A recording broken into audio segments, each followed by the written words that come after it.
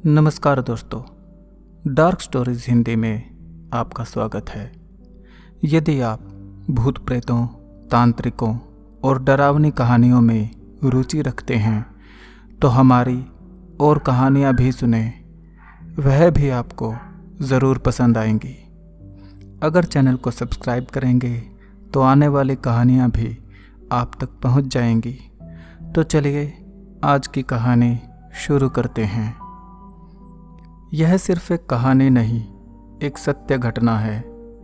1937 में जब भारत में अंग्रेज़ों का राज था तो केंद्रीय सरकार के एक भारतीय अफसर श्री रामास्वामी का शिमला में ट्रांसफ़र हुआ।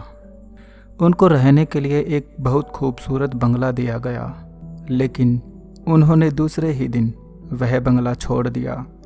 इसका कारण था बंगले में आधी रात को दिखाई देने वाली एक औरत की परछाई। वह ठीक आधी रात को 12 बजे दिखाई देती थी, फिर घंटियों की आवाज़ भी आती थी।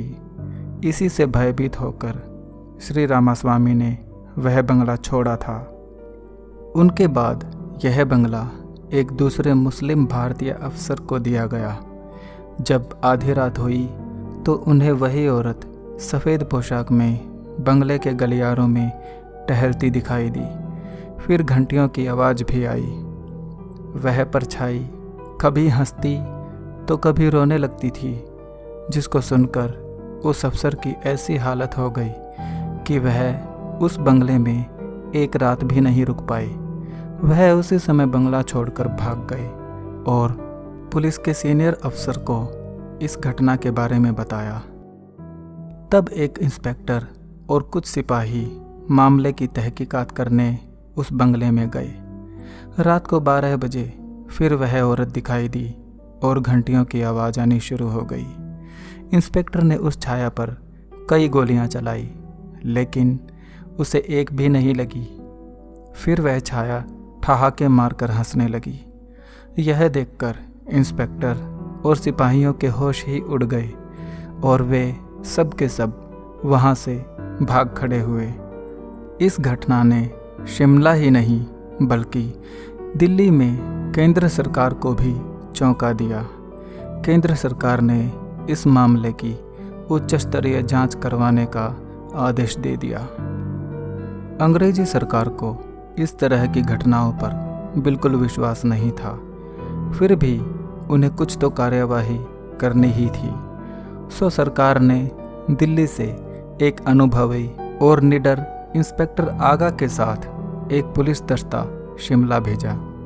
बंगले पर पहुंचकर इंस्पेक्टर ने सब सिपाहियों को बंगले के चप्पे चप्पे पर तैनात कर दिया और खुद डाइनिंग रूम में एक कुर्सी पर बैठ गए। जैसे ही रात के 12 बजे सफ़ेद पोशाक पहने वह औरत फिर से दिखाई दी। इंस्पेक्टर आगा ने अपनी रिवॉल्वर निकालकर उस छाया की तरफ तान दी। तभी छाया ने कहा, रुक जाइए इंस्पेक्टर साहब, आप एक नेक दिल और एक सच्चे इंसान हैं, फिर मुझ अबला पर बिना किसी कारण क्रोध क्यों करते हैं? वैसे आपकी गोलियां मेरा कुछ नहीं बिगाड़ सकती।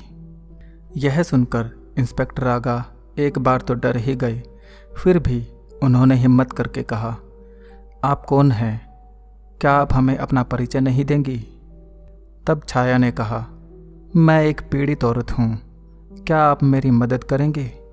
यदि आप वायदा करते हैं तो मैं आपको एक बहुत बड़ा रहस्य बताऊंगी। इंस्पेक्टर आगा ने तुरंत कहा, मैं आपसे वायदा करता हूँ कि मैं आपकी मदद करने की पूरी कोशिश करूँगा। मदद का वायदा पाने के बाद छाया ने अपनी कहानी बतानी शुरू की। मैं एक पहाड़ी गांव में पैदा हुई थी। मेरा नाम आवेरी था। मेरी माँ एक वेश्या थी। मैं बहुत सुंदर थी, इसलिए उस समय एक पादरी मिस्टर आइजिक का दिल मुझ पर आ गया। आइजिक और मेरी दोस्ती धीरे धीरे प्यार में बदल गई। मेरी माँ को यह पसंद नहीं था, क्योंकि वह मुझे भी एक वेश्या के रूप में देखना चाहती थी। दूसरी तरफ आइजिक के माँ बाप को भी हमारा संबंध पसंद नहीं था, लेकिन मेरे लिए प्यार ज़्यादा ज़रूरी था, इसलिए मैंने और आइजिक ने अपने घर वालों के विरुद्ध जाकर कोर्ट मैरिज कर ली। यह बंगला उस समय आइजिक का ही था और हम दोनों इसी में रहते थे। फिर कुछ दिन बाद जब मैं गर्भवती हुई तो मेरी माँ ने मुझ पर दबाव डाला कि मैं आइजिक से तलाक ले लूँ, क्योंकि उसकी नज़र में पैसों का ज़्यादा महत्व था। लेकिन मैं आइजिक के प्यार में पागल थी और मुझे पैसों से प्यार ज़्यादा ज़रूरी लगा। इसलिए मैंने अपनी माँ की बात को नहीं माना।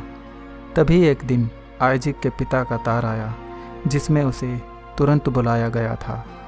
आइजिक ने कहा कि उसे तुरंत ही जाना होगा, क्योंकि अगर वह नहीं गया तो उसके पिता की लाखों की संपत्ति उसके हाथ से निकल जाएगी।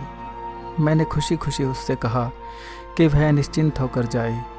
इसके बाद मैं हवेली में अकेले रहने लगी। 2 महीने बाद आइजिक जब वापस आया तो मैं उसे देखते ही बहुत खुश हो गई और उससे मिलने के लिए दौड़ पड़ी। प्यार में पागल मैं आइजिक के मंसूबों को समझ ही नहीं पाई और जैसे ही हम गले मिले उसने मेरे गले में रुमाल फंसाकर मेरी हत्या कर दी। यह कहकर वह छाया चुप हो गई। इंस्पेक्टर आगा ने अधीर होते हुए कहा, आगे क्या हुआ? फिर छाया ने आगे कहना शुरू किया, मेरी लाश पीछे वाले कमरे में फर्श के नीचे दबी पड़ी है। वहाँ मेरी लाश के अवशेष अब भी मिल जाएंगे। आइजिक का रुमाल और उसकी जेब का कुछ सामान भी वहाँ मिल जाएगा। फिर कुछ देर चुप होने के बाद छाया फिर बोली, मैं चाहती हूँ कि आइजिक पर मुकदमा चलाया जाए और उसे मृत्युदंड दिया जाए और इसमें मैं आपकी पूरी सहायता करूँगी। यह कहकर वह छाया गायब हो गई। इंस्पेक्टर ने छाया के साथ हुई पूरी बातचीत को नोट कर लिया था और फिर उसने यह पूरी घटना अपने उच्च अधिकारी को बताई। इस बात की सत्यता की जांच करने के लिए मजिस्ट्रेट के सामने उस कमरे की खुदाई करवाई गई और जैसे उस छाया ने कहा था वैसे ही उसकी लाश के अवशेष और एक रुमाल और कुछ सामान भी वहां दबा मिला। इतना प्रमाण आइजिक पर मुकदमा दायर करने के लिए काफ़ी था। उस पर मुकदमा किया गया।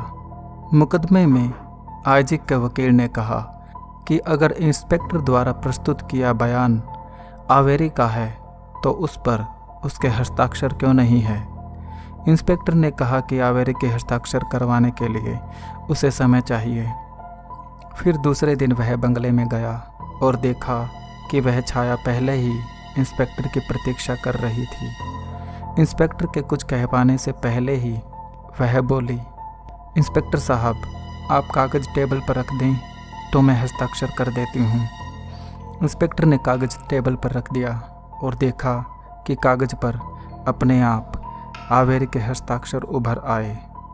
साथ ही उसने यह भी लिखा कि जो बयान मैंने इंस्पेक्टर को दिया है वह मेरा ही है और उस पर मेरे ही हस्ताक्षर हैं। अगले दिन कोर्ट में जब मामले की सुनवाई हुई तो इंस्पेक्टर ने वह कागज़ जज के सामने पेश कर दिया। वहाँ उपस्थित सभी लोग आश्चर्यचकित रह गए जब ठीक वैसे ही हस्ताक्षर पुरानी फाइल में बंद आवेरी के बयानों में भी पाए गए। आइजिक के वकील ने फिर प्रश्न किया, अगर आवेरी हस्ताक्षर कर सकती है तो कोर्ट में आकर बयान दे या फिर ऐसा कोई प्रमाण दे जिससे सिद्ध हो सके कि ये हस्ताक्षर आवेरी के ही हैं। इंस्पेक्टर ने फिर से समय मांगा। वह रात में फिर आवेरी से मिलने गया और उसे सारी बात बताई। तब आवेरी ने कहा, आइजिक के पिता की पहले ही मृत्यु हो चुकी थी। वह फर्जी तार आइजिक ने मुझसे छुटकारा पाने के लिए मंगवाया था। फिर आवेरी ने इंस्पेक्टर आगा को कोर्ट मैरिज के कागजात के बारे में भी बताया और यह भी बताया कि वह बंगले में कहाँ छुपा कर रखे गए हैं। जब कोर्ट में सुनवाई हुई तो इंस्पेक्टर ने वह जाली तार और आवेरी के विवाह के कागजात जज के सामने पेश कर दिए। अब आइजिक फंस गया था। वह यह सिद्ध नहीं कर पाया कि उसने आवेरी को तलाक दिया था और वह यह भी नहीं बता सका कि उसकी पत्नी आवेरी इस समय कहाँ है। आखिर में उसने हार मानकर अपना अपराध स्वीकार कर लिया और उसे फांसी की सज़ा सुनाई गई। इसके बाद इंस्पेक्टर आगा फिर से उस बंगले में गया, लेकिन आधी रात को आवेरी की छाया नहीं आई। इंतज़ार करते करते इंस्पेक्टर को नींद आ गई। सपने में आवेरी उससे मिलने आई और उसे धन्यवाद देते हुए कहा, अब मेरी आत्मा को पूर्ण शांति मिल गई है और मैं इस छाया शरीर से मुक्त हो रही हूँ। मुझे दुख है कि आपसे भविष्य में न मिल सकूँगी।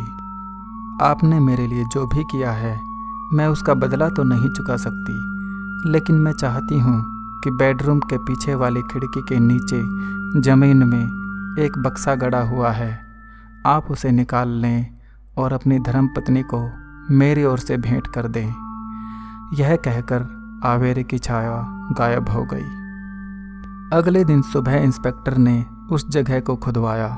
उन्हें सच में वहाँ एक बक्सा गड़ा मिला। उस बक्से में लगभग 40,000 रुपये मूल्य के सोने के आभूषण मिले।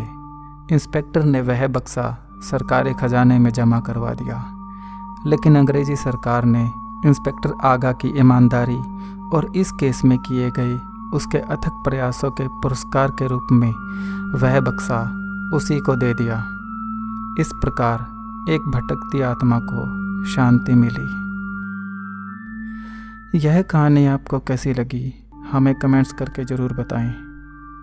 अगर आप हमारे चैनल पर नए हैं तो चैनल को सब्सक्राइब करें, क्योंकि हम ऐसी हॉरर स्टोरीज लेकर आते ही रहते हैं। तो मिलते हैं एक और हॉरर स्टोरी के साथ अगले वीडियो में।